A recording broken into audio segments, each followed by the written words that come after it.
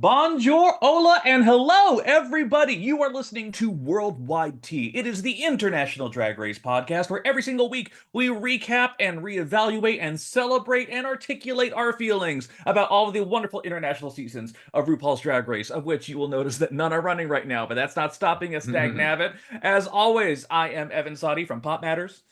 I'm Gregory Elwood from the playlist, and sometimes you can read me on the LA Times.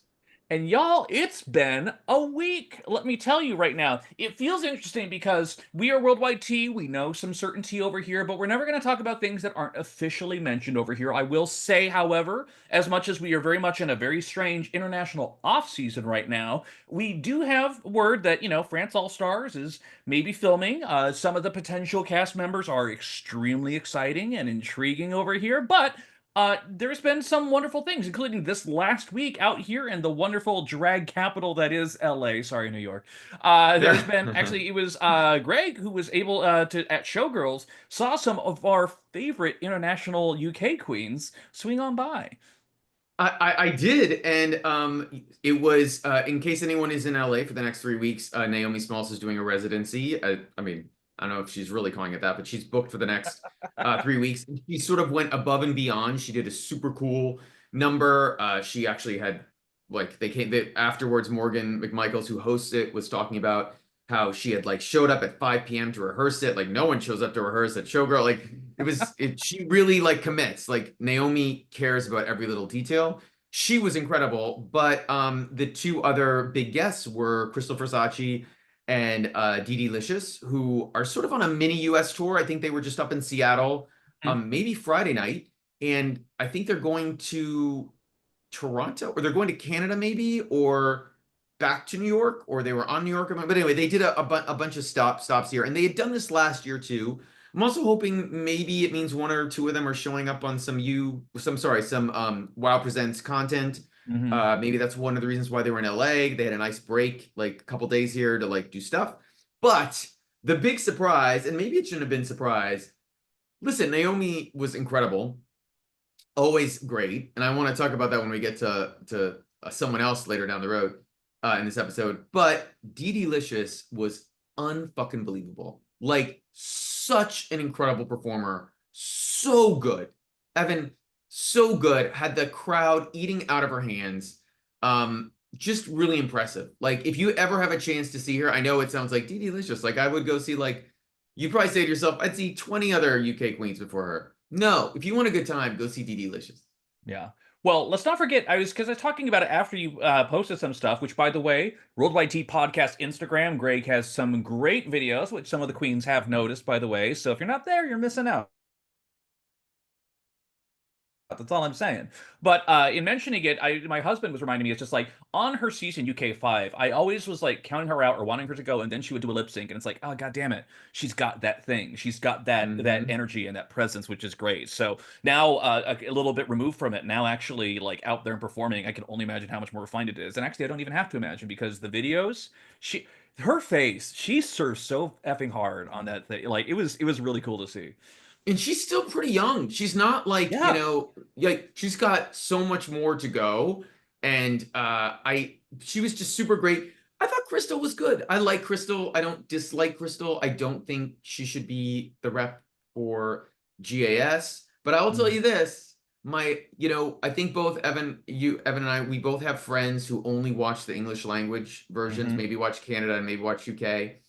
And the reaction to posting on my own personal Insta stories of Crystal was there are fans of hers. They think she's a goddess. They love her.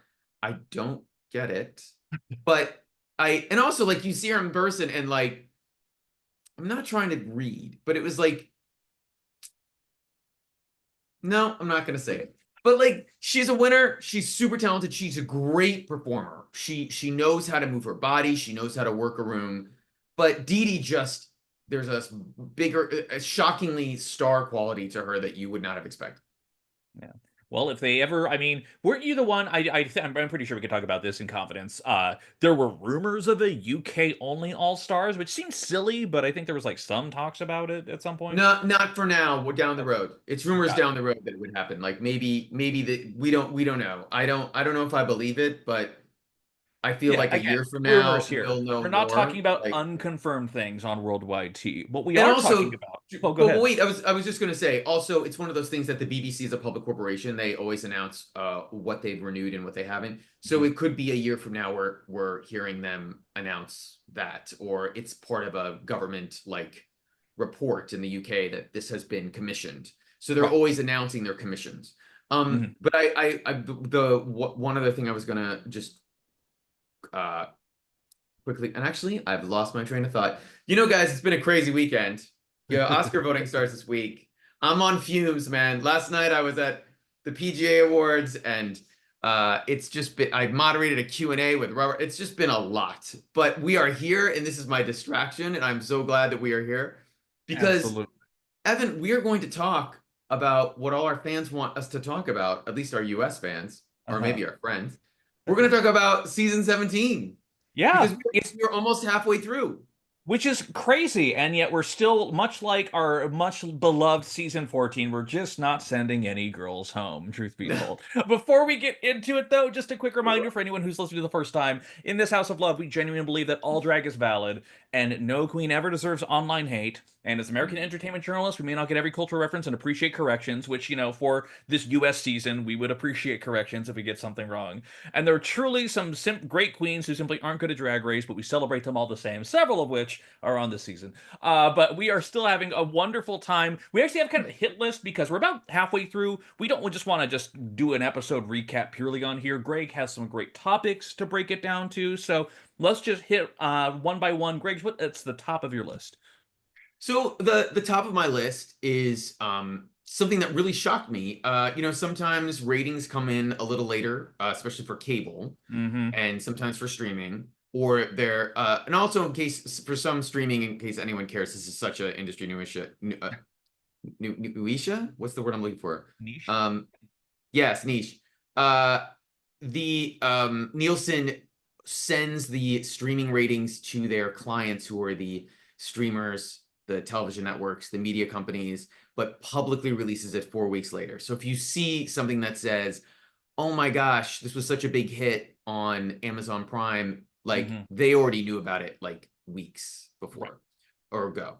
But MTV did a press release that the season premiere of season 17 was almost 1 million viewers in +3. +3 means they watched it the first night and then 3 days after, which is how most television goes. There's also +7. So some shows like Matlock is a big +7 show because people catch up with it down the road. Or even Abbott Elementary. Abbott Elementary is a huge hit on Hulu, more than actually on Network. ABC.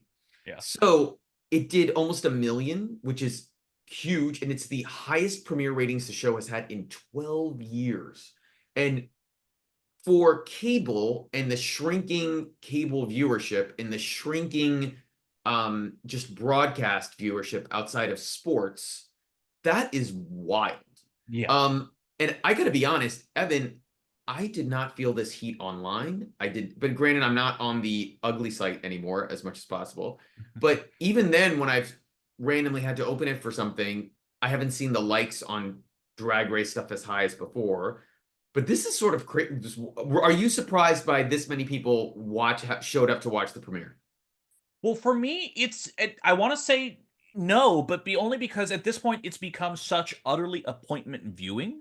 And it's the kind of thing where as much as you will see so much hate train stuff, as much as you'll say Drag Race has lost its way, there's too many improv challenges, get the judges out of Untucked so that we can actually have real fights again or whatever. Like you see the complaints from every year. I've given up on the season. I know some people who haven't completed some of the international seasons, but yet it's still appointment viewing. I mean, it's the kind of the same thing that was we were talking about earlier, which is Global All Stars. Man, there's so many people that have opinions on it. Oh, you Yeah. watched it all the way to the end. Oh, you watched every single lip sync. I think it's genuinely that kind of thing too, because at this point too, it's also so embedded into the queer economy, where so many Mm. nights will have their Drag Race viewing parties, where so many places will have these times for queens to show off and to make coin and to bring out a genuine crowd every single. Greg and I were at the same bar by accident once Hmm. again this weekend, Precinct in LA, the best one there is. But it's the kind of thing where I think that, especially, and maybe it's just because of the times, It is the kind of thing where this feels like a thing that's more essential than ever. So I think people Mm, want to show out for that. But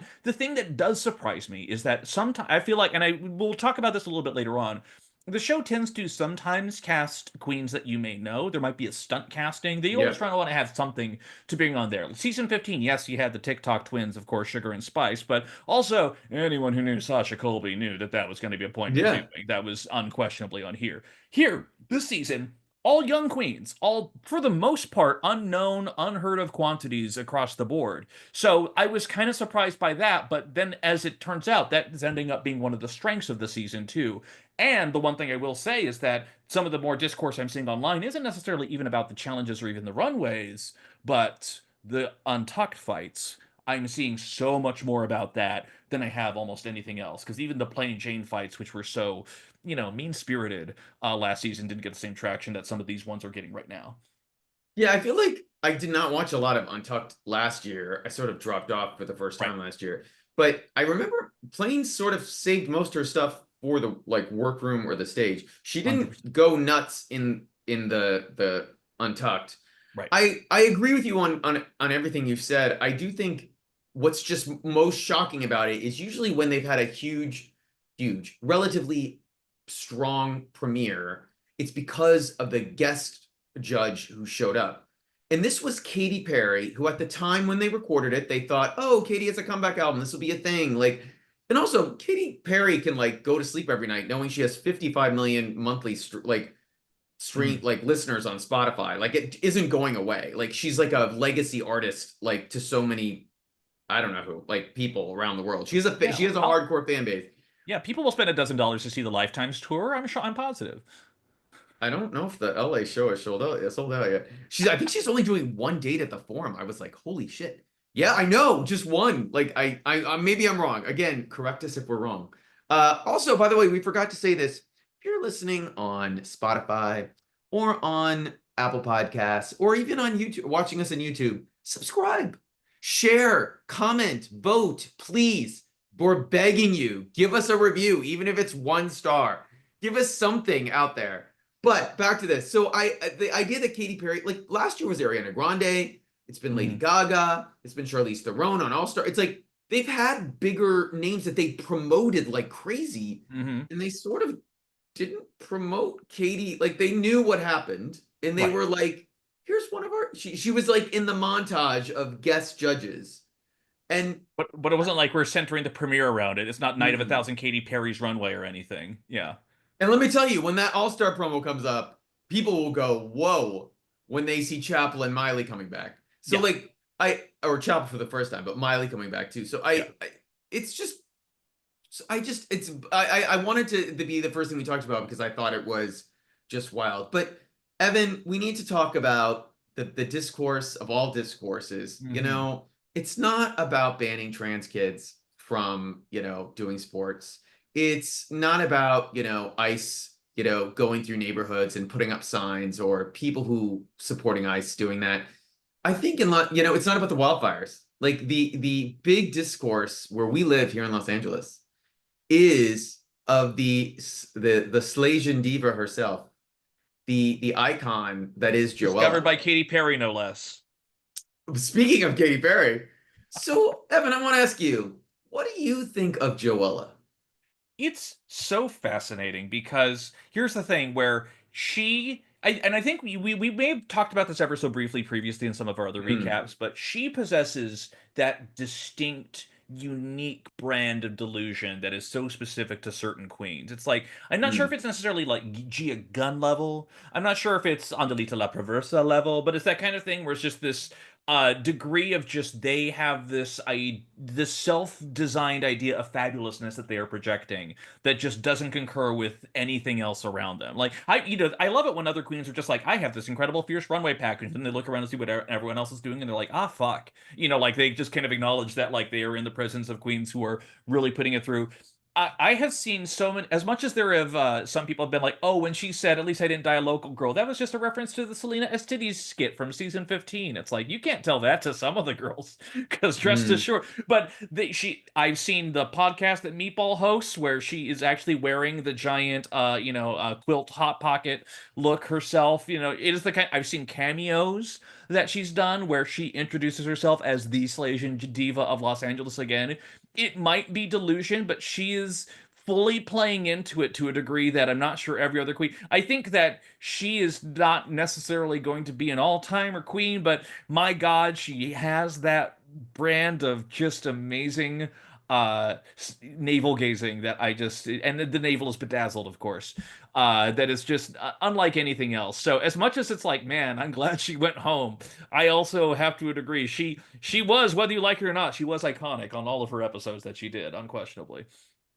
But was she more a mandatory meeting sort of iconic, or was she more I'm trying to think of a good example of someone who went home early-ish. I guess Selena is a good example because it's the only one coming to mind. But or maybe Mirage. She's not Mirage, like, No. but I do think I guess my thing with her is if you haven't had a chance because so few people have been eliminated, there's only been 2 episodes so far of, or maybe 3 now, of What You Packin'. Her episode with Michelle Visage for What You Packin' is like wild. And you got to know they shot that 4 months later. They shoot that when they do the promos. Mhm. And she's just like having a breakdown and emotional, and Michelle has to give her a We hug. never learned how to sew. That takes me back to a very difficult time of when I was preparing. Like, and even Michelle's like, it's just drag. You're not curing cancer. Like, my God, it is a universe. It is a self-constructing universe. But then again, we kind of had to know already when she called herself the Slasian Diva of Los Angeles. And a lot of other queens are like, a lot of other Asian queens are like, are you? Oh, that's Yeah. fascinating. But I Truly. mean, So, yeah, and it's all fun. It's all meant to be fun, right. but here's the difference. Outside of during the pandemic, where she may have lost her mind for a little bit, Gia Gunn was delusional, but always with a wink. Like there was always a little Right. hint of a wink there. Like I know what I'm doing, and I don't get that with Joella. Like I don't get Right. that at all, and At that all. scares me. Like it's a little scary. And we've seen, by the way, we have seen so many delusional queens across the world, and she might be near the top three of like this is not an act. And I Like, think that, and it's not dangerous. It just scares no. me a little.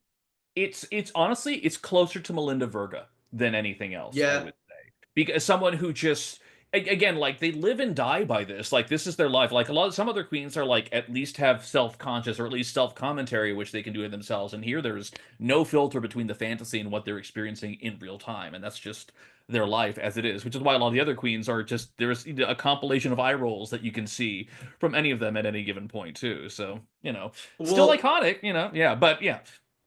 Can I also absolutely. And just I and briefly I mention? I just oh want to please. briefly mention when I was scrolling through TikTok one day, and it was during some of the worst of the fires that was happening in Los Angeles, and Gia Gunn was doing a TikTok live, and her little caption was, "Should I evacuate?"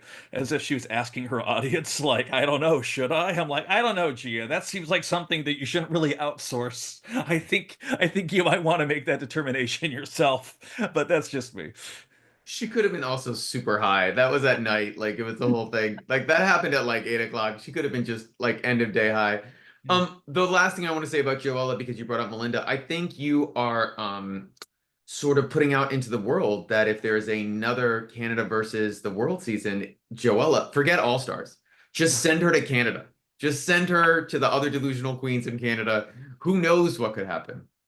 Listen, I mean, and it's the truth of the truth. I hate to say it, but every time you see a UK or a Canada versus cast or an All Stars cast, there's got to be a first out. So, Yeah. we got to have it at some point. So, if it's going to be her, my goodness. And the worst part, though, is that, again, when it comes to like stunt casting or things like that, you need a reason for people to show up. And I think the UK and the Canada versus have done a pretty good job of having usually at least one queen or two queens that it's like, well, this is unmissable. I have to see what's going to happen now. I got to see Marina Summers. I got to see Pangina, whatever. Mm. And listen, sorry, if you put Joella on one of those, we will be tuning in. That is Oh, guaranteed ratings right there, I unquestionable. guarantee that. Yeah. Also, I would say I'm not sure that this has been a win for Joella. It's now been a week since she's been eliminated. She's only at 40,000 followers on Instagram. It's It's surprising. not, and well, I'm gonna get to that in a minute. And we're gonna talk about the social media of the queens down the road, but it's a little surprised. I thought she might have a little bit more of a fan base. I feel like it's a like, oh, she's funny, I like her, but I'm not sure I'm going to go to my local bar club and spend $10 to go pay her. Listen, I want her to get booked. I'm not saying please bars around the country, please book her, please fly her, please make her, but I'm just observation. Yes. The one sad thing though is we missed Joella's reaction to what just happened this week, Evan. Mhm. And I believe it's called Spraygate. Would you like to Yes. explain what happened in case viewers haven't seen the episode yet? For the record, I know some people who just like have listened to the podcast just because they like our voices, so they may not know about the show. So that is completely in line. Spraygate, this most recent episode, they had to do a design challenge. It's a ball even, and they have to create at least one look out of upcycled materials from the garbage patch in the ocean. And so, great challenge. Love an idea. Love unconventional materials. Jersey fabric is a real fabric. But with that said, some queens are doing tarp-based looks, or they at least have some colored tarps on there, and they can't spray it inside because the studio and there's fumes, so they go outside into the parking lot to do it. And that's where Lexi Love has this giant blue tarp that she lays down and is doing some designs on, and then comes back a little bit later and sees that other queens who are also spraying out there, well, looks like someone sprayed on her tarp. Looks like a quarter of her tarp has been has some browns and some light blues on it there. Arietti's out there and fully admits, I thought it was just a tarp to just, be a tarp so that we don't get anything on the parking lot. Fully admits to it, but then Lexi has a breakdown. God forbid she spray paint over it. She has a breakdown and goes back into the workroom and demands to know who spray painted it there. No one seems to have any idea. She walks out, she's in tears, and Anya's like, okay, here's what happened. And she thought it was a tarp too. She sprayed some of her brown stuff on it there, and then the next shot we see is Lexi out there putting two and two together, given Anya's other costume pieces that are brown are out there, puts it together, goes right back into the workroom, and immediately there's the confrontation with Anya over what this is. And it's kind of amazing that Anya, once again, in a design challenge, is in another queen's way, given that the last time we had the design challenge, she used some of the trim that Mhm. Jules Sparkle was saving for her dress too, which led to a whole conversation. So I don't think Anya is a chaos agent by any means, but she just happens to be embroiled in these minor controversies that are happening here. And if you believe some of the tea that Jules Sparkle has been sharing online, the fight is much more intense than what we saw on screen. Yeah, so a couple quick things. So the first thing is they go out to this back area to spray it, and you can tell when Lexi goes back, they had not planned on shooting any of this because Right. it's a handheld camera and it's sort of following her. And then when she comes back the second time, they have set up a camera on a tripod. It's a shot. It's a single shot because they realize something's going on here, Mhm. and they may have had a lot of time to do this. I don't believe Jules. I listen. All the girls exaggerate. Gets dragged. I'm sure it was an hour. I'm sure it was a long time that like they stopped production to like deal with all this. Oh, I don't know if we mentioned that. Jules and both Acacia said that there was a 3 hour break where they stopped to like deal with this drama, and it was really bad. Which also you got to remember, the show is still shooting the next day. They still have to Right. do all their outfits. Like this is Mhm. not, they don't get extra time, or if they do, they're staying till freaking 1 in the morning, which they don't want to do. So this was absolutely not production planned, and it was clearly a mistake by both Arietti and Anks. It was not permanent, or sorry, Anya. And I do think Anya just was in the wrong place at the wrong time, 100%. just didn't realize that that was her tarp. And I'm sure I mean, I might have thought the same thing. It was like, oh, production doesn't want us to spray paint on it's not, they don't own the studio complex. She was like, oh, they don't want us to spray paint on the ground. Like they put this out here for us to like be safe. And I can see that anyone might have thought that. You might have thought that. Our friends might have thought that. The other crazy thing is when Lexi first comes out and she looked at it, my first thought was, because we don't know where it's going. We don't Right. know the drama. I was like, oh, she made a mistake. Like there was something on the tart because it's a found material and it reacted bad to the spray, and that's what it's going to be. And then the drama turned out, it was like, oh no, it actually is like the worst possible outcome. I I like that it's original. Listen, we're season 17. Nothing like this has happened in the past. And I love that like you can have any new ground. Um, I thought Lexi's reaction was a little over the top, Mm-hmm.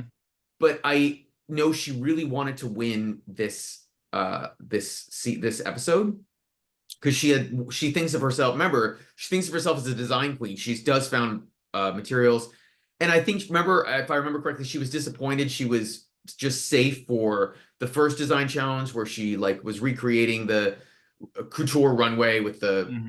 With the throne bolt. Yeah. with the throne. Yeah, and but again, that was also like not as good as she thought it was. Mm-hmm. So again, we have another delusion Mm-hmm. happening, but also it was the first time I went, "Oh, Lexi, you're giving me Evie. You're giving me a little like out of control, like not like I'm like, can you? I for the first time I thought, can you actually win? Like, Mm-hmm. or is this your arc?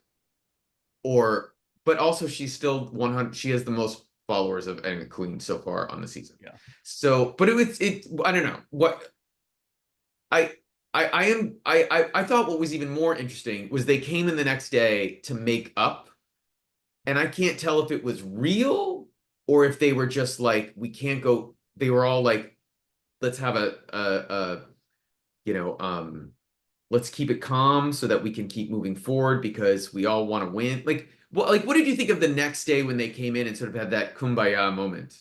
I think that if you are the editors of the show, there is no build up to how that happened. It was just I had a moment to sit and Yeah. reflect and calm down, and I just want to apologize. I shouldn't have come that hard. Like she was still, feeling things in the moment. It felt a little out of nowhere. And maybe who knows? Maybe even though this is a design challenge, secretly it's an acting challenge, and maybe they're all putting on a really good face. But Lexi especially, more than anything else, because that turnaround from in actual tears in front of the camera to being like, "It's okay, let me apologize first," like feels kind of random out there. I suspect that Lexi is going to be lined up for good things. I don't know anything about the season. I have a feeling she's probably going to get farther. But at the same time, and it's the kind of thing where you've seen this every once in a while too, where there are some queens who are, speaking of delusion, some queens who truly believe that they have what it takes to the end, and then as the audience, or maybe if they watch it back, no, they do not. The edit very clearly shows it. And then there are other queens who they might know something. They might know at a certain point, like, I'm probably going to be okay for a bit. Like, low key, Susie Toot right now, Mhm. I think is in a position where it's like, I can be safe with this 1 week, which her design challenge showed. Like, it's interesting to see that. So I have a feeling Lexi probably knows something for her. Obviously, this was still months ago. She couldn't have possibly known the fan reaction, but it's weird how even though she's had a couple little assholish moments there, including like rolling her eyes at Susie Toot talking about her runway, it's like, I'm still kind of Team Lexi, if I'm being honest. Like, there's still, I'm not fully swayed over there, even though husband has completely changed his vote to Team Anya at this point, even with all of this stuff this episode. So, I don't know. I don't know exactly how it's going out there, but I do think some of them are a little bit more cognizant of the fact they're on a TV show and are making TV. I think the one thing I would just add to that is I think you're right. I think but the editors also had a real this was a tough edit because Yes. remember it's a ball and there's a ton of cast members left. I think we're at 12 or 11. We're at 12. Yeah, it's 12, 12. we're at 12. So they have 36 looks to do, and they had to do the lip sync, and they had to. Norvina showed up from, they couldn't cut the mini challenge. They had to show that she's a sponsor. Mm-hmm. So to have this play out as well as it did in the episode was sort of incredible. Right. Like that they made a way to make it work, even in an hour and I think it's an hour and 15 with Yeah. commercials. I'm not sure, maybe 120. And I that was impressive to me. But you're right. I feel like there is unaired footage of them figuring out, am I going to do this? Am I going to, apologize, or how we're going to make this work? And they sort of did it with Anya in the confessional where she never really said, I'm sorry. She said she apologized. A friend of mine said that right next to me, and I'm like, okay, I hear you. Uh-huh. But it all does go back to, I feel like all Drag Race, no matter what country or territory it is, I feel like we are, as Miss Isabel Brooks would say, Isabel Brooks would say, we are in the era of delusion. Like Uh-huh. there's more delusion on this season than there was last year. Yes. And and we've seen it in the UK, we've seen it in Canada, we've seen it in Thailand, we've seen it in Philippines, we've seen it in España like many times. Like I don't know what's going on in the world, but damn, I guess this is the mid-20s is just delusion.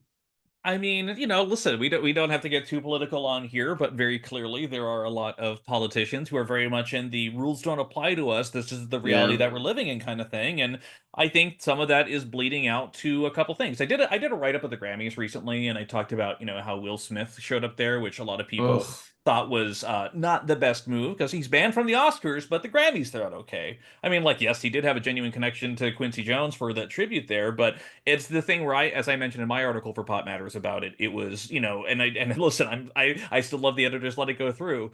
Cancel culture isn't real if they can still make money off you, and it's Yeah. that kind of thing where it is, there will still be entities that will support or indulge in those delusions to a degree as well. And remember, we're talking about drag queens. Drag queens are fucking innocent unless you're cherry pie. Like drag queens are, like genuine, like they might be delusions, they might be egotistical, they might sometimes not show up for the gigs that they're paid for, but like they're fucking drag queens. Give them a goddamn Yeah. break. At that same time, though, I feel like it is sometimes.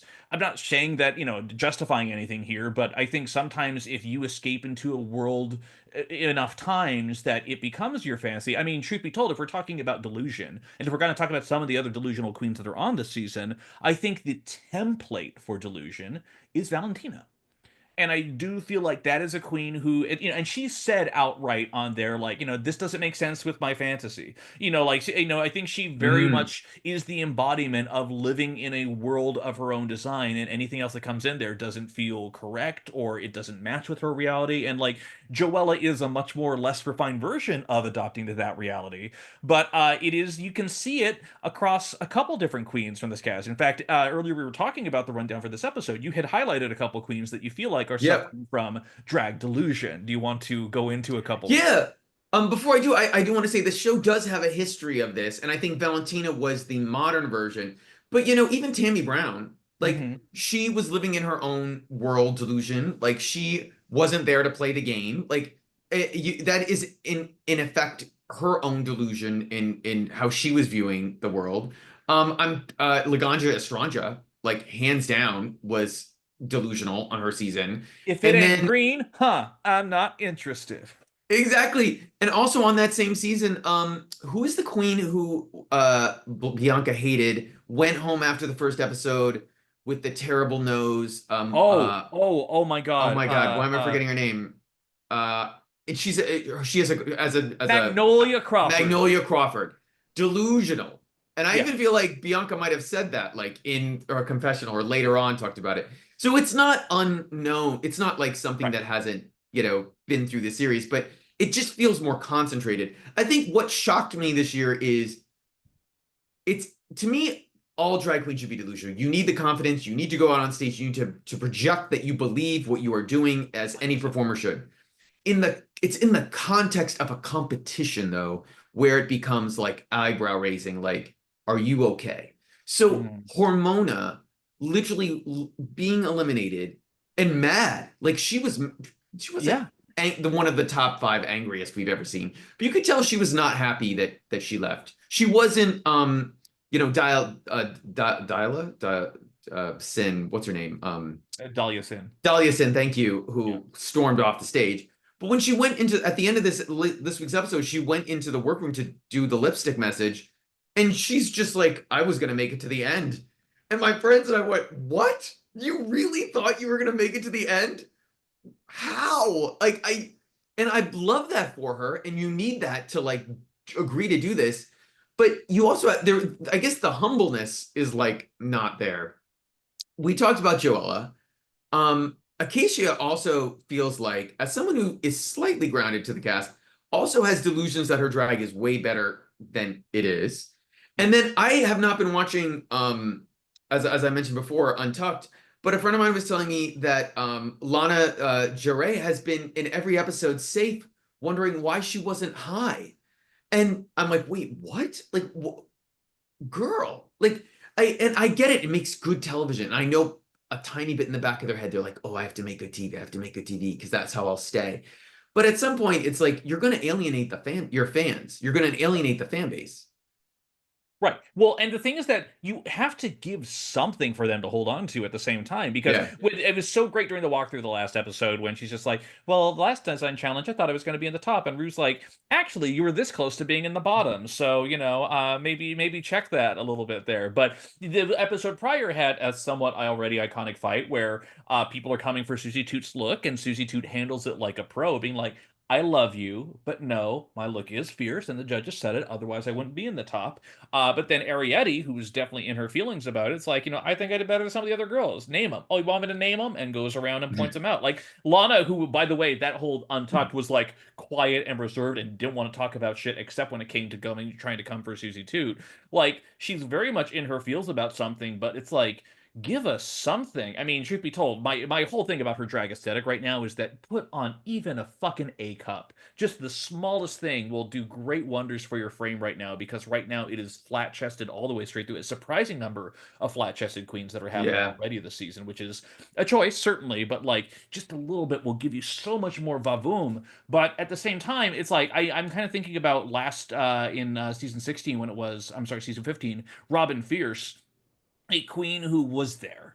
Like she made her way Yeah. partway through, but like provided absolutely nothing. Again, we don't talk about things that are confirmed. I don't know. I've seen rumor that she might be on one of the Versus seasons coming up soon, which is like, sure, I guess you really don't want a US winner then. Like, unless something has drastically changed with her drag since then. But it's like it's weird because when Lux Noir London was on, when Mistress was on, they were shady. Lux was delusional, but in a way that made sense, and also in a way where the talent backed it up. And I think that's the thing Yeah. where, as much as I truly did not like Plain Jane, she still was insufferable, and every appearance that she's done since then has only reinforced how bitter an individual she is, truly, even though some people are like, oh my god, diva iconic, which is, again, a lot of people like Crystal Versace for the same reasons.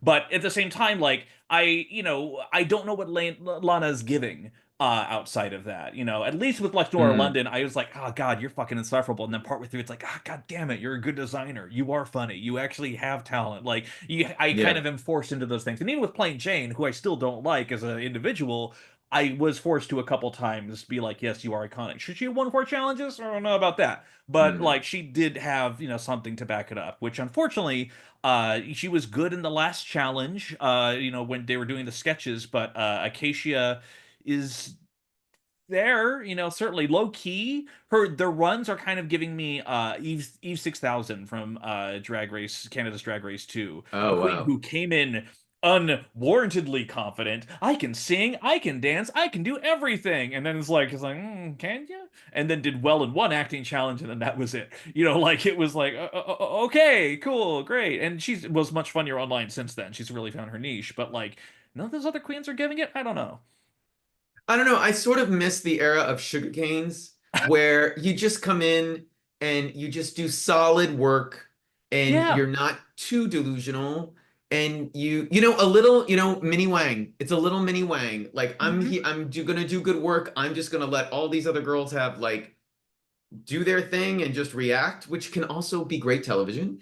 But I feel like no one wants to be the straight man, as you saw call it in comedy, on Drag Race anymore. And Right. and I'm trying to think who on this season is even playing that role.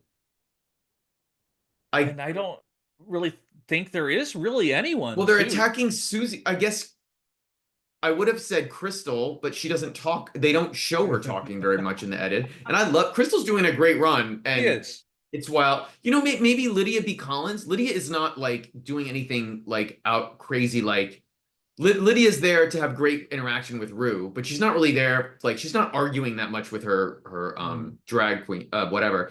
The other delusional queen we haven't talked about is Corey King, who, as the season has gone on, has just like It's I it.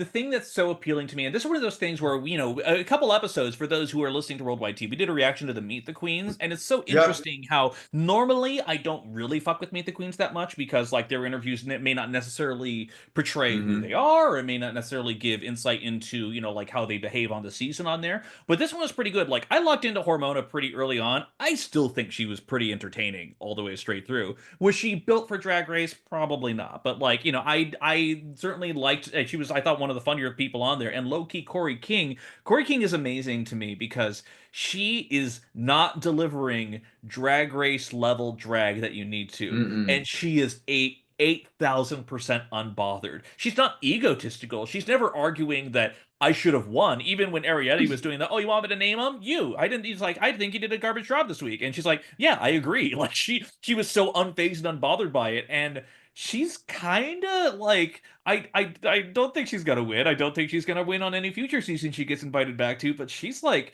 kind of just holding down her own little world, and she's just happy to be there. It's kind of this wild temperament that I'm kind of really vibing with, if I'm being fully honest. Is she a little delusional? Probably. But she's not arguing, I should have been in the top and you shouldn't. She's not that girl.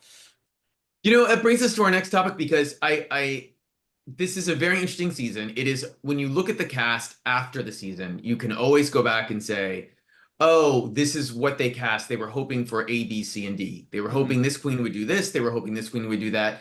And they'll tell you to a person that it never 100% works out the way they may have envisioned. And Mhm. they would never say hope. They just mean, we think that this is sort of what might happen. Mhm. And or these are the queens that will do well. Maybe that doesn't mean they make it to the finals, but maybe they have good moments or whatever. Mhm. I I think they thought Corey would be a much better queen than she has shown so far. I think that they're probably at this point of the show, they are shocked at like how her run has been. Mhm. Even knowing that they saw her runways, like before, in case you're unaware, before they show up, the queens send like how their runways are being worked out and what they're planning, so that the producers know, like, oh, this is going to be a really good week for this runway. We should do it this week or that week or what. It helps them plan the show out well. Mhm. And by the way, thank God Arietti like hit the badonkadonk, because her runways this week were absolutely That was incredible. revenge. That was revenge most And sweet. by the way, if she had not, and this had somehow been like just looks on Insta, like the fan base might have like revolted. But it's I feel like they cast some queens hoping it would go a certain way, and I don't think they thought Lucky Stars was going to go home early. I Agree. I don't think they thought Acacia would make it this far. I maybe they did. Maybe I'm wrong. I don't know if they even thought that Hormona Lisa would make it this far, even though they knew they had the badonkadonk sort of tank. Okay. Right. Um I what do you think about the casting? And more importantly, is Drag Race US in a rut in how they are casting the show? So this leads to two different questions. One is purely about casting, and one is about how production goes about things and those archetypes you were talking about. Because for one thing, let me just say this one thing about casting is that we were talking about it earlier. The thing about the USCs is that they always, like it's new queens, it's a new batch of queens. These are future All Stars contenders. We'll talk about that in a moment too. But like what I always feel like they want to try and have girls from maybe different cities. They want to have some sort of catch, whether it be Sasha Colby or the TikTok twins or whatever it is on there, something to really bring people in. But you never know how a queen truly is going to develop or, alter on the course of the show. You just have to put the players in place. I kind of hope for the best. And previously, they've been doing things where they bring in queens that people know. Like Lucy LaDuca was known by all the 800 Connecticut AI generated twinks they cast the other season. Like they bring in some, people like Tamisha Iman. They bring in the Sasha Colbys. They bring in the Safira Cristal, who, auditioned for 8 million times before finally getting on. And Like, by the way, was a iconic known like local legend in Philadelphia. yeah. And here there was none of that. Like, it's the kind of thing where, yes, Lexi Love is Auntie Grandma, thank God they stopped with that shit. They got the notes. Thank you for listening. Wow. Yeah. But like now she's the oldest queen, and it's all these other 20 somethings. And initially, I'm like, listen, we've dealt with so many Generation Rue girls. We've dealt with the 19-year-olds coming in fresh and hot, and sometimes it's just a different level. But truth be told, it's kind of giving everyone a level playing field. There's no hierarchy. There's no necessarily levels of respect that have to be done on there. So I think it's actually working pretty well. I actually know that they brought in some new casting people for this particular season, and I think whatever magic they have is working out surprisingly well. They found a really good balance of everything that they have in there. With that said, I do want to say that one of the biggest problems I've had with Drag Race, it's kind of with the international franchises, but with US specifically, is that it seems every once in a while they will do a season to try and course correct the sins of a previous season, but Hmm. every season is its own entity. What's the biggest problem with All Stars 3? This fucking jury of your peers shit. None of the queens knew it was happening, and the whole idea was like, oh, well, clearly Roxy's not doing well, but she made it all the way to the end of All Stars 2. The jury will fix that. Well, guess what? Roxy's not on All Stars 3, so this is fixing a problem that doesn't exist. Similarly, with season 15, listen, we are eliminating one girl every single week, no matter what, because in season 14, they had 7 episodes where queens didn't go home, and it was insufferable. And there were too many queens for too long, and it was a bloated ass season. And like again, like you're trying to fix a problem that's not there. Should Marsha have saved during the lip sync with Anitra? Hmm. Quite frankly, yes. I think she's doing fine. But it's the kind of thing where, like, again, sometimes the seasons are based off of the sins of a previous season, and that's just not how it works. Every season is its own thing. I could be wrong, but I feel like this season might be getting the message a little bit, because what was the stupidest thing about season 16? The goddamn immunity potions that meant fucking nothing. Like they have this whole build up, they do this whole thing, Plain Jane holds on to the end, gives it to an episode where there's no eliminations. Like it's just, what are we doing here? This is TV that doesn't work out. At the very least, when All Star 6 has the silky actual secret lip sync twist at the end, that paid off in the end. And even our beloved España season 4, I thought the little queen thing, I wasn't sure it was going to pay off. It did in the end, ultimately, when it Hmm. finally worked out. But like, these things still have to build up over time. So doing this badonkadonk thing and then to have it to be over as soon as it is, cool. Like I'm fine with that. No more safety nets. We can proceed with the season with a kind of a peace of mind on there. But overall, I would say that it seems that for me, this might be a little bit of a perfect storm. Young queens, where the field is pretty even, and they all are, relatively talented for the most part. Mm. And then even though Justice for Lucky Stars, 1,000%. And B, it feels like production wise, there's a couple loops and tricks, but I think for the most part, it's pretty even keel. I don't think they're making up for anything last season. Everything's instantaneous. It's done. It's over. Let's just keep going. So I don't have tea on why they cast who they cast this season. My only speculation is that they liked the drama that Plane brought, and they thought that by having a ton of young queens, it would Mm, help bring that drama. I could What's see that. interesting is that inherently, some of them, when you just see them talk, they aren't that dramatic. I Right. also think that this was also another season where I think they're definitely in an era of we don't need New York and LA to win, and that's fine. Hmm. By the way, A-OK, fine with that. I mean, give Chicago some love, but like cast somebody. But I think that's part of it. I don't I think I think if the US season has one now inherent problem, it's the world is changing so quickly Hmm. and so much changes so fast that while other things don't change at all, but it feels like everything's changing so fast that when you're shooting this in May and June of the year before, and it's airing 9 months later, or I guess 7 months later, it feels every year has felt a little like somehow dated since the pandemic. And it's Hmm. funny that you mention the season 14, because the reason the season 14 queen want the guess on one of the reasons why they didn't eliminate so many of the season 14 queens is because you've got to remember season 13 came out right as the pandemic was opening, and these girls weren't getting gigs, Hmm. and they wanted to find a way to pay them. That's why 5 of them made it to the final so that they could make more money. Remember, that was also the year that Lady Camden got that $50,000 for making it number two, Just a number two because spot. Yeah. because they weren't getting the gigs that the season 11, but the season 12 queens are screwed to utter hell. But the season 11 queens and 10 queens and 9 queens had all made so much money touring after the show. So I see what happens, but in context, it was like, God damn, like send him home. I just I think that if you're having 1 million people watch the finale, it's not just super young, like teenagers Mhm. and 21-year-olds. And you have to give the cast a bit more of a breadth of experience. Mhm. And if season 15 is looked upon as one of the best seasons out of the last, since 12 or since this pandemic era, whatever you want to call it, well, that season had an amazing like legend and a couple other sort of like, established queens in it. Do that again. Now, maybe they thought that's what Lexi is. Maybe to them, that's who Lexi was. And maybe if we were to talk to somebody on the podcast who lives in, Tennessee, that they'd be like, she's from Tennessee, right? Not Kentucky. Where's she from, Kentucky?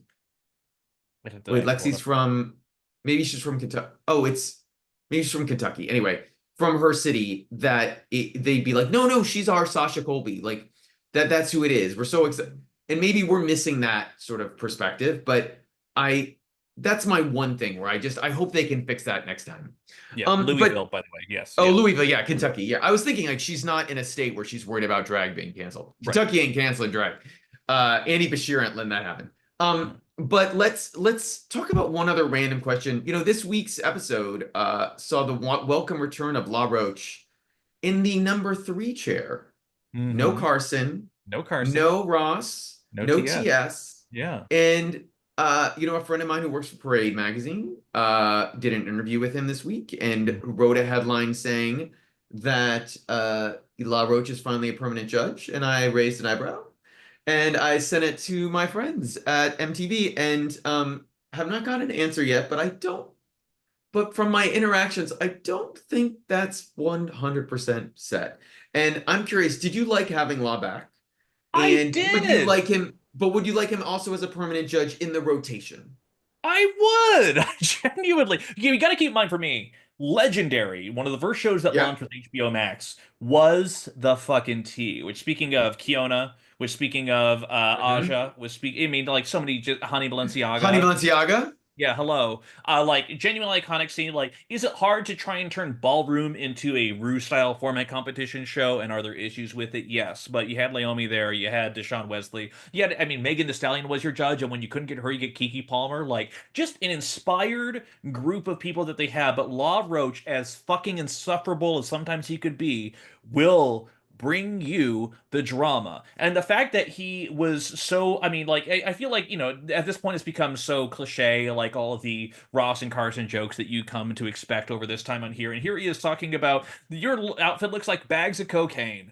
Here we are. I just wanted to go ahead and have you suck from my ample breast and give you the confidence that you need. Like, it's the kind of thing where he brings an energy that I think is needed onto the show, and I think it's keeping it fresh. I like TS when she's on sometimes. Do I agree with every one of her critiques? No. But the other week when she's like, I do not like this outfit. Like, you don't need to say more than that. You don't have to find some artsy way to go around it. You can tell over the last several years that they have pulled back on Michelle from being the harsh judge. I feel like she's gotten Hmm. some pushback from some of her more pointed critiques that she's had over the years. They've been nicer overall, but it is nice to have someone with that outside perspective giving it like it is. And even if somehow he was in a rotating seat for the couple of years, I still think I mean, Law's Law. He's done a, Yeah. have knows where his bite is aimed. Yeah. And I thought this episode he wasn't mean at all. I At thought he all. was fair. He was super fair. Yeah. He is definitely. He might not admit this. He's toned down since Legendary. Legendary was a whole other thing. Like, and I mean, we could do a documentary on the judges of. I mean, good God. What a But show. also Damn you, recipe. HBO Max. Well, I mean, I didn't know this, but I read somewhere through the grapevine or something that one of the reasons why it didn't come back was because the houses wanted more money. They were like, if you're gonna do our art form and do us, you need to pay us more to be on the show. They didn't see it really as a competition, I guess, or something like that. And I was like, oh no, you guys killed this. Like you killed your golden goose. Right. Like, but it was something like that. So it was something along those lines was one of the reasons why HBO Max said no more. And maybe one reason why no one else picked it up. I was always shocked that Hulu like didn't come in and like It's grab not it, even or on one of the Paramount. like free streaming services like a Nope. Tubi or shit like that, which is the most Mm-mm. surprising thing. I would buy the digital of that and rewatch that easily, but no, It's I want to see House of Tishy get robbed again. But yeah, you know, it's like so weird. yeah. But I was just gonna say about Law. I hope he comes. I'm assuming that because he did this interview, he's also going to be on the upcoming season of All Stars. That he pops up at least once or twice. Listen. I am all for less hilarious Ross Matthews. Like less. I guy has a day job. Enjoy your time with Drew Barrymore. Like please, like eras can end. And if he pops up every once in a while, that would be great. I like Carson. I still think Carson has always been the fairest. Like he's always been the best with the design challenges in terms of genuine, real critiques. Hmm. I'm not against Carson going away. Carson might not want to do this. I mean, if they cut you down just to a couple episodes, at some point he might be like, I don't need to do that. Do Right. this. Maybe he does. I don't know. We really will know more. I feel like at the end of this upcoming All Star season.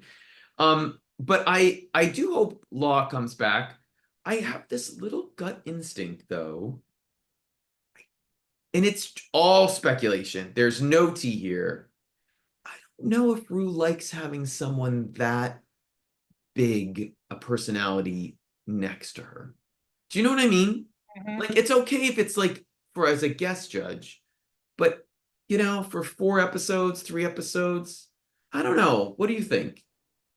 I don't know, but then again, I'm trying to think about like it. And let's just do brass tacks here. Like, how much more does Rue gonna be doing the show? Like, I think she settled into a very comfortable routine. I think the fact that she gave up the reins to hosting Down Under has been a clear sign. Not necessarily that she's even pulling back, but I think that she it's a money making machine. She's a legend forever. She'll have her millions and her fracking money. But at the same time, it's like she has softened up a little bit too. And that's the thing where I think at some point the producers or someone has to tell them, like, at what point does something work. Clearly the ratings and, the lack of Emmy, Yeah, but yeah, the ratings are clearly pointing them that, like, the formula is going to work almost regardless of what you do to it. The last thing that needs to happen is for them to have a down year, and then all of a sudden they try and rearrange everything, and it's a new panel, and JoJo Siwa yeah. is a guest judge or whatever, like that they have on there. Like, we don't need that. But so I don't know. I feel like we will always know who the worst guest judge of all time was, and that was Joel McHale. But I think that it was still iconic for its own reason. But the whole reason Law's back, I think, is no accident. I think it's because fans like it. So we'll see what Rue says about it. And again, per that interview, even Law said he doesn't even know. He just says that if there's an invite, he'll be back again. He doesn't confirm or deny anything. That headline, as you pointed out, was very tried to point out to Hmm. one specific thing, but all he did is imply he might be on for one more episode, which is so great. It'll be like when we had Lonnie Love on during season 13 when it was the pandemic. Or Which, yeah, Nicole Byer was a regular yeah, for a while, and yeah, then yeah, she yeah, wasn't. But then she wasn't, and then it's like, well, why not? Like, it's so interesting, and I yeah. don't think Nicole knows why either. But she's still a fan of the show. It's interesting. But anyway, we hope Law Roach comes back. Other Yeah. thing we wanted to quickly talk about before we do some of our final topics is the Queens. I I'm sort of debatable about this. I think you and I disagree on this. You Okay. you think the Queens have been great at social media. The only thing I will say about the Queens this far and how they've been exploiting their new fandom is that 4 of them are already over 100,000 followers on Insta. And Hmm. I can't speak to TikTok. I can't speak to the ugly place. But I will say that compared to last year, there were at this point in the season, there were not 4 that were already over 100,000. There might have been 2 or 3. Nymphia was right away, and Mirage boomed, like exploded. Yeah. But even The she, I biggest think, hit out of any yeah, queen with an original song, hands down. Yeah. yeah, and I think Plane was third, but it also took a while. And even like a mandatory meeting, I think is at like 100,000 or 98,000 now. But that was like took months for her to Yeah. like She get worked to. for that, for the record, Yes, too. I give credit to her. Bring her back. 100%. And some of them are not doing as great as you might think. I actually that's one of the things. One of the queens we have not talked about, who I think the queen, who the production thought was going to be a big star, is Sam Starr. Mhm. And Sam Starr only has about 57,000 followers or 56,000. And I think production thought she was going to be the cute little twink who does amazing drag that all the little straight girls who watch the show we're gonna fall in love with.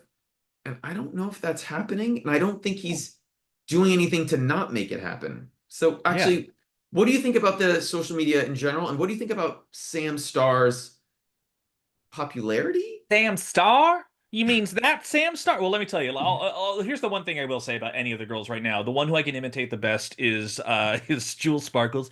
Jules Sparkles, how she always speaks like this, but always really fast, but in a very specific manner. How she's talking about things, but very lightly, but very politely too. So listen, if anyone wants me to pretend to be Jules Sparkles for your audio only cameo, worldwidetpodcast@gmail.com. But the thing I will say is that it's interesting because the thing I like about the social media aspect to it, though, is that through all the fights that have happened so far, including the one that they have alleged has yet to happen involving Corey King, which Crystal alluded to during her Meet the Queens, is it has yet to happen. But it is the thing where every time something has happened, they have been joking about it. Like it is one of the things where across the line, every once in a while, you will sometimes see some bitter fights that happen out of Mm. things. Like, oh my freaking god, the fallout from Kahana Montrese and Heidi in Closet after All Stars. Like it was brutal. It was salty. It was so unpleasant to see as a fan, truly. And here the cast seems to be fairly good natured about it too. Like they're making everything a joke. They're making everything a meme.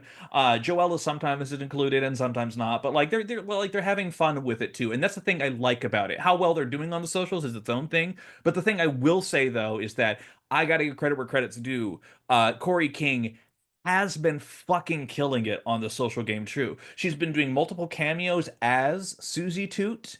In some of the worst drag ever, like just very clearly mocking her. She's been showing up in Lydia's things after they've clearly moved in together. They're sharing wigs at the gig, mama. Like, it's the kind of thing where she is having so much fun with it in a way that's like, it's and truly, too, this is almost like drag delusion, where like, I have a feeling she knows she's not going to win. I could be wrong about that, but even like in watching it in the show, I think she knows she's not going to win and doesn't care. Like, she's there to have fun. And that's like been one of the more heartwarming things about it, too, where even with these fights that are happening, they're not drawing lines. They're not saying never come to my gig again or don't trust this hoe. Like it's for the time being seems to still be on a pretty even keel. And honestly, when you posted some of the numbers that you had of where the queens are for Lucky to be at 84,000, listen, I saw the premiere outfit that she wore when the season 17 premiere when she was in that fucking Mhm. caterpillar multi-layered like thing, this elaborate thing. Like Lucky's here. If we're going to allegedly bring back Eileen the Alien for an All-Star season on here, then I would say Lucky has a very good shot of being an early out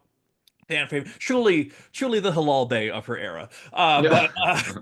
But like it's the kind of thing where the fact that we're at 100,000 are there already makes me really happy. And I don't know, I just overall I get a very good vibe from it, and I think that is kind of maybe leading into why people are still tuning in week after week Mm. because a lot of people are latching onto them, and it's friendly. But you still haven't told me what you think about Sam Starr. Sam Star is here's the thing. She won a challenge, she was in the top best list. She still feels like a filler queen. I don't know how else to describe it. Whoa. It's like, I mean, she is the kind of thing where she is professional, but also we've seen pageant drag at a high level before. Here's a little fun fact: her mom, who I guess was recently eliminated off of Worst Cooks in America for being a bad cook on That's not her HG. mom. That's her grand. That's her. Oh no, that That's is right. her mom. That's her. No, Jules. I'm sorry. Jules is her. No, no, you're right. You're totally right. I got confused. Jules is her granddaughter. Sam is her daughter. You are Yeah. correct. My bad. I Is her apologize for interrupting. anti-grandma, I believe, from what I understand. But it's the thing where Sam Star, I don't know what she's giving me. And I mean that truly. She's giving pageant, she's giving professional, but also bland. Like her swimsuit runway that she wore was Yeah, the I most didn't like basic that. thing I had seen. And like it's the kind of thing where even some of the other girls, like at least Jules Sparkle, she may not hit every episode, but she's at least giving interesting textures. She's at least giving ideas on here. A lot of things for Sam Star feels very templatey, which is weird because even though Trinity the Tuck was a pageant girl, she was operating on a high level of pageantry too, where there were still ideas and very like high-end designer inspirations that I was getting from some of her things, which I'm not getting in the same way. Unless, of course, Sam Star is your personal favorite, in which case I will back off completely and not say anything. No, no, she's not. I just think she's doing one of the most polished runs so far of the season. Mhm. And I'm just shocked how on that she's not as popular as I think they thought she would have been. Maybe Well, I misjudged. to be fair, she's not been in any of the narratives that's been happening so far. No, that's true. You know, it's been a little bit of a in the background a little Mm-hmm. bit, but maybe that'll change this week. I feel she's I go ahead. I'm sorry. been in more narrative than she has, which is wild because that's Acacia. Mm. Yeah. Yeah, Go ahead. which, maybe that means someone's not around sometime soon. You never know. But the one thing I think we both agree on with this season, which I think when they're casting next season, they really have to again go back and look at, is the lip syncs have been bad. There've been Mhm. there's been one good lip sync. It was the first one, or maybe the second one on the first episode, or Woman's second World episode. by Susie Toot. You're right. No, it was well, oh, no, it was the Dochi hosted first or second episode, and Yes. it was oh my God, why am I forgetting her song? I love that song. Alter Ego. Alter Ego. Yeah. And it was Lexi and Crystal. Crystal. Mhm. And and by the way, that was a very good lip sync. That wasn't like an all-timer, all top 20, all top 50. Like that was just really good. Yeah. And every other lip sync this season has been, and Yeah. just what is going on? That's a really, really good question. Now, I have seen a lot of people imitating Arietti's terrible dance from the Boogie Wonderland lip sync for the previous week, so that's been entertaining to see. But like, truth be told, like, even I'm thinking back to season 16. At the very least, we had, of course, Padam Padam for the finale. We had the first episode when it was the iconic "Break My Soul" lip sync between Yeah. Saphira and Q, and in between we had a couple from Morphine that was pretty fantastic. But it's the thing where I always feel like the show is always trying to either push for. I mean, well, number one, there's been so many more male-focused vocal songs that they've been doing over the past while, which I'm not sure the queens necessarily always connect with in the same way. I feel like, they're drag queens. They typically want to do female-led songs on here. This happens a lot in the UK too. They do a lot of Elton Mm. John. I mean, yes, he's a gay icon, but it's not always the same vibe necessarily. And, again, we can always have exceptions for everything, but sometimes it just feels like they might be pulling from a weaker pool on here. Like, I know there are some gay interns on that show who can find the licensing rights to some truly iconic diva numbers. Last year, I think we had a Love Hangover. Was one of the songs that Yeah. happened, which was, by Diana Ross, which was great. And I feel like it's so easy to lean into the contemporary, and I think the show excels when it actually falls back onto the classics or unearths something that comes up But there. All Star Six, Mayhem Miller versus Ginger Minge when they did "Phone" by Lizzo. "Phone," a pre-debut single that no one knew. It was comic gold. It was beautiful. But I think the idea is not to be popular, but to curate. I think that's where the strength of the show is, and I feel like it's been doing a little bit less of that over time. And I wish it would push more. Because God, last year we had the fucking Lady Gaga "Bloody Mary" remix lip mm, sync. Like, come on, let's be real. I mean, I love that. I mean, I'm not going to complain about the Bloody Mary remix, but I mean, also justice for Ariana, Yeah. because we had a terrible yes Oh my and like they God. need to immediately they haven't finished shooting All Stars, and they need to do that for All Stars 10 and like let someone else do yes and. Hmm. Um, but also it has been weird choices for early on in the season. Hmm. Didn't Lucky lose to Straight Up, or it was a from what Paula Abdul song did Oh they my do? God. Right. I literally just had it up. Uh, maybe it wasn't Straight Up. Maybe it was Oh I no, can't she it was remember. it's just the way you love me. Just the Way You Love Me, which is a good Paula Abdul song, Yeah. and they're running out of Paula Abdul songs, but Rue loves her. But also like the Olivia Rodrigo song this week was a random choice. It just felt like someone on MTV said, "We need Olivia Rodrigo," and this was the cheapest one they could get, or the only one that was left that Olivia's team said yes. Right. And then the And buttons with from the Pussycat Dolls felt like why? Like and and why people have been the asking for that song for some time allegedly, but it just but also why? why include the part with Snoop's verse? Like Right. it was just weird to me. I'm hoping it gets better. I will say we need to have justice for Yes and we need to bring that back. But Well, as we know, some of the yeah. international seasons have no qualms with doing songs again. We saw it in Global All Stars. They Yeah. did another I Drove All Night lip sync. We saw it in Canada season 4 when they brought back fucking Alana Miles, Black Velvet for another Hmm. time, even though it was already iconic. We might, who knows, in a couple weeks' times, we might be speaking a little bit about what the definitive lip syncs are of the international We might. franchises. Maybe you might want to tune in and It find might out. even be within 10 days. Who Yeah, knows? who It knows? depends when we can record it. Yeah.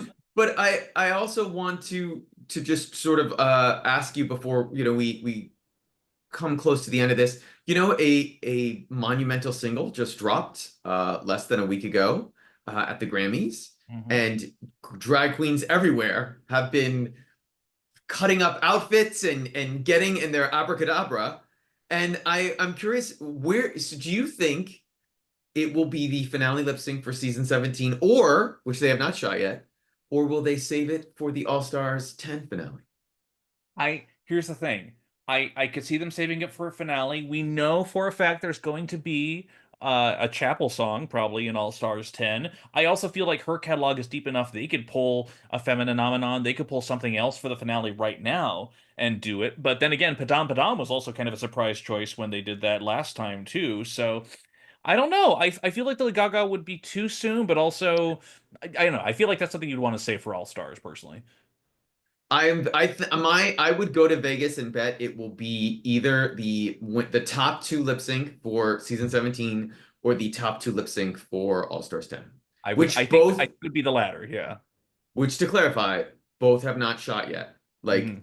when we get to All Stars 10, these queens have September, October, November, December, January, 7 months since they last shot. And they're coming back. They're going to be some skinny queens, some not skinny queens anymore. They're all going to look different. But as we wrap up, Evan, now that we are halfway through the season, who is winning RuPaul's Drag Race season 17? It's such a tough question. If listen, husband's team Anya, and I see a lot of people in favor of Susie too. I'm hedging my bets. I'm still sticking around that even though she may not have the best arc right now, I think Lexi Love has a good chance of pulling it out. I think she could rearrange. I think she could have a couple things happen in her narrative that makes that happen. But that is my current pick right now as we record this at the start of February of who I think is going to win. Greg, who is your pick? I totally agree with you. I think it's Lexi Love. I I am hoping she has another one or two big episodes to sort of solidify a win. Hmm. I think it could also be Jewel Sparkles, who is the like substance version of Georges. Better, not younger really, but like smarter, like more charismatic. And I think it could be her too, but I definitely think Lexi has it, and we could be entering a part of the season where it becomes just inevitable. But we'll see. We've got a long way to go. Absolutely. But the more interesting question is, we have teased we're not going to give it away. We have Hmm. teased that there is a queen from this season who is on All Stars 10, which can't wait to see the reaction from the other girls when they're like, who the hell is this? Shows up.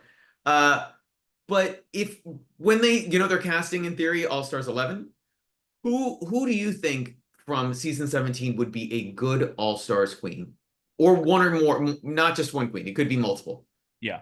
Well, I think Joella, again, as we discovered, would be good for Canada versus. I think we can leave her at that. And it's one of those things where like I could see them casting Lana Ja'Rae. I could see them casting Hormona Lisa. Again, they don't always gonna cast, Queens making the finale. But if it were up to me, I do think Lucky Stars would need that redemptive shot, and I think would do Mm, pretty well on there. I think she's probably going to make it to the top four, but if not, I think Anya Nerve would have a swell of fan base if somehow she doesn't end up taking the season. But also to your point too, I think that most importantly, Crystal Envy is a workhorse. She's winning us over a little bit more and more every single week with that, even though she's not really in the narrative. I could see her doing well. But also, if she doesn't win, I think Jewel Sparkles. She's pretty iconic television. I think those, if I were to hedge my bets out of anyone from this season who would eventually appear on those would be mine. Who would be yours? well, I definitely think if she doesn't win, Ariete would 100%. She already has over 100,000 followers. It'd be She foolish she not is to. her she does have a fan base that is growing. Obviously, if Lexi doesn't win, Lexi 100%. I agree with you on Jules.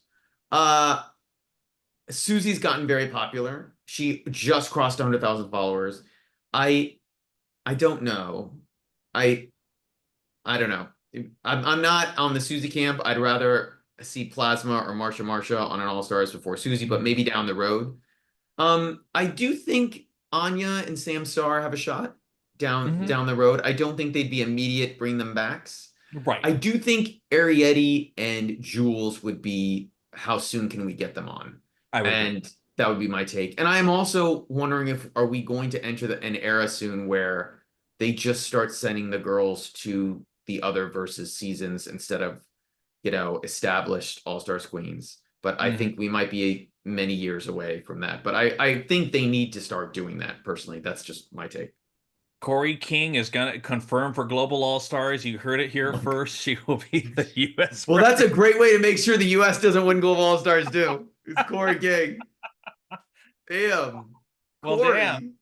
Well, hey, here's the thing too. It's like also we want to know your opinions as well. So when you see the posting for this episode on our Instagram at Worldwide Tea Podcast, make sure you follow us there and leave some comments too. And also Worldwide Tea Podcast at gmail.com as always. If you have some stuff to spill or if you're a drag queen looking for some of Greg's videos, certainly always reach out. But the thing we also need to talk about is at the end of every single episode, every single week, we like to shout out one of our international queens, one of our international girls. And hey, guess what? US is part of the international scene, so we might go that way. But Greg, who do you have picked out for this week that all the people should follow and hit 100,000 followers with?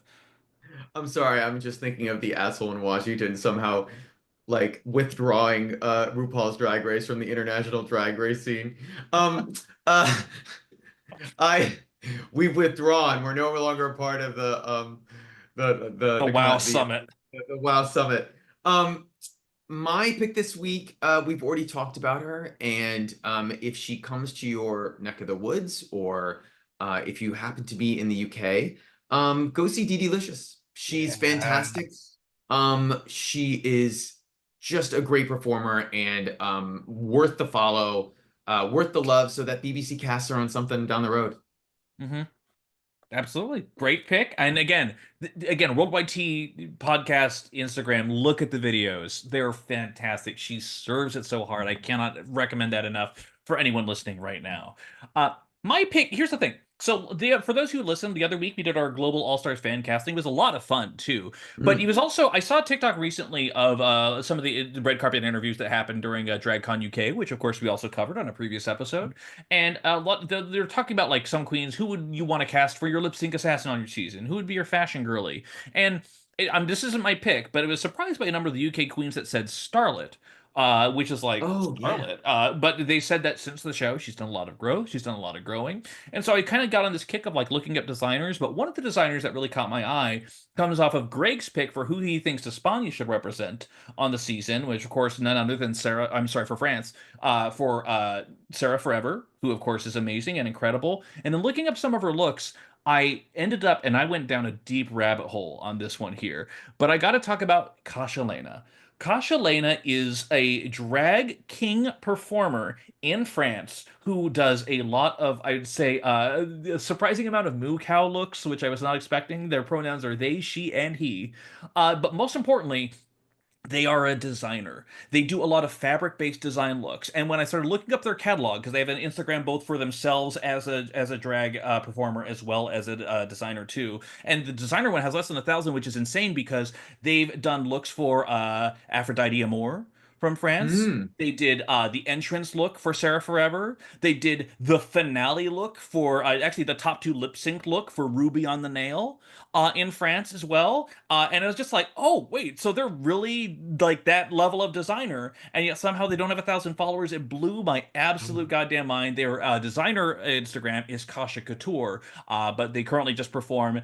They do a lot of like old school movie type stuff, a lot of mustachio stuff over in France as well. But Kasha Lena is my pick. We will put the link for that as well as our wonderful DeDeLicious in the show notes wherever you're listening to this right now. So wait, so is her drag account under 1,000 or her designer account under a Her thousand? designer account is under 1,000. Okay, that is shocking because there's Shocking. no doubt that she's been tagged by these other queens like for Absolutely. their That's how work. I found her in the first place. And that's when I went down the rabbit hole. And I was just like, How is that possible if you designed all of these looks and yet somehow is less than 1,000? Hey, maybe if this is a good chance if you're a queen out there and you want to get in on the ground floor for a great designer, this is doing it because she also did Sarah Forever. She had that one orange hair, that kind of knitted look that was just Mm. like all made of hair coming down. That was them. So either way, of course, and as a performer, they are of course exploring being a DJ as well, as I think all drag performers are doing at this point these days. Yeah. But either way, Kashalina is my pick, and we'll put the link for them and DeDeLicious in the show notes. Wait, before we go really quick for an episode that should not be this long, but it has to be discussed. Trixie Mattel's Pink Disco Tour just went on sale. And here in LA, she's performing at the Palladium, which, by Mm-hmm. the way, has a 5,000 person capacity. Great for Mm-hmm. her. Awesome. Evan, guess how much the early bird tickets are for a DJ set with an opener of Vincent and this other person I've never heard of? Which is crazy because there's other people on the other dates who I absolutely have heard of and would go and see. But God, maybe I'm out of pocket here, but I know it's Trixie. I know she can charge a lot. I'm gonna guess 180. I'm gonna be conservative. Oh, no, no, no, not that much. But no, no, no, no, no. Wait, wait, wait, wait. That's too high. But Okay. for a DJ set at the Palladium, the early bird ticket, meaning the more, if you don't get these, the more expensive ones will probably be $20 more, maybe at most 15, at least 15, but $67 before like fees. Trixie, girl, it's a DJ set. This should be 40 bucks. This should be like 35 bucks and sell it out and sell merch. Yeah. What the hell? You can't bring in a gigantic, there won't be like this gigantic stage rig there. Or It's the dance floor for Palladium. that matter. $67. How many? I mean, my friends were all like, nope, Yep. sorry. No, we're good. We'll go listen to her at High Tops Los Feliz. Like, we Right. don't When need to. she DJs there like every other weekend too, which is just so wild. You're not making your own music, girl. You're mixing like pop music together. Like, what the hell? I'm sorry. That was my rant. My Yeah. unannounced Our new segment, Rant of the Week. rant of the week Yeah. Sponsored by Dove Skincare. I don't by know. Dove's Good Care, which I should need some. Anyway, Evan, thank you so much for joining me on this Super Bowl Sunday, which I will not be Yeah. watching. But I enjoy this, and I hope our listeners enjoy it, and I hope they follow us on all social media. Absolutely. And by the way, yeah, please follow us there. We will get back to you with, and if you email us at worldwidetpodcast@gmail.com. But in the meantime, we have some really fun stuff for you. There's going to be some announcements soon. But in the meantime, let the music play. Let your inner light shine through. One of the two, whatever. See you later, everybody. Goodbye. Bye, guys.